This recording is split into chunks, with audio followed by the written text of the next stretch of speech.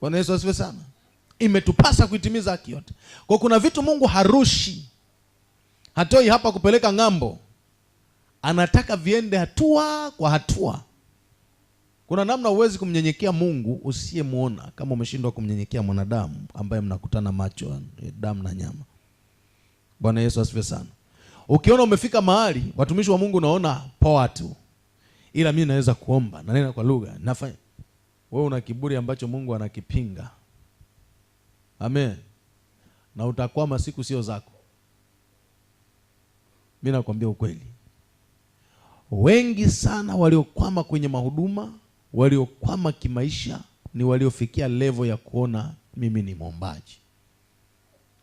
Mwombaji na uwezo wa kuomba na uwezo wa kufunga, mimi ni mwombaji. Au watu walikwama vibaya sana. Bwana apewe sifa. Bwana apewe sifa. Bwana apewe sifa. Bwana apewe sifa. Ndio kitu ambacho shetani alikuwa nacho. Alikuwa nacho. Anasema,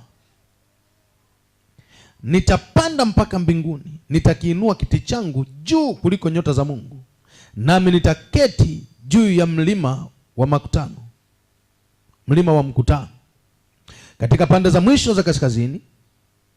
Nitapaa kupita vimo vya mawingu, nitafanana na yeye aliye juu. Bwana Yesu asifiwe sana.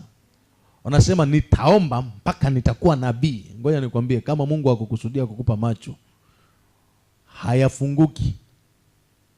Bwana Yesu asifiwe sana.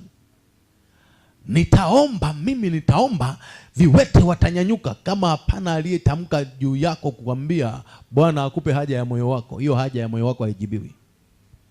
Bwana Yesu asifiwe sana. Hana, mnapenda kumtolea mfano Hana, na mimi namtolea mfano huyo huyo. Hana alikuwa muombaji kweli.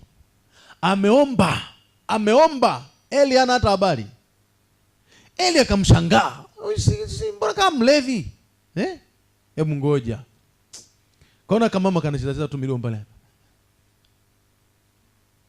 Wewe utalewa hadi lini bwana wewe? Sikulewa bwana wangu, ninampa Mungu shida yangu, ninaomba. Kumbe unaomba Bwana akupe haja ya moyo wako. Ili neno watu hao walioni. Wanachokiona, Mungu akampa Hana Samueli. Ni kweli. Bila Eli kusema Bwana akupe haja ya moyo wako, Hana asingepata mtoto. Siku alipokutana na Eli akasema Bwana akupe haja ya moyo wako, ndio siku alipokea mtoto. Maana yake angemdharau Eli. Alipomwambia utalewa mpaka lini, akasema we mzee, koma we. Hebu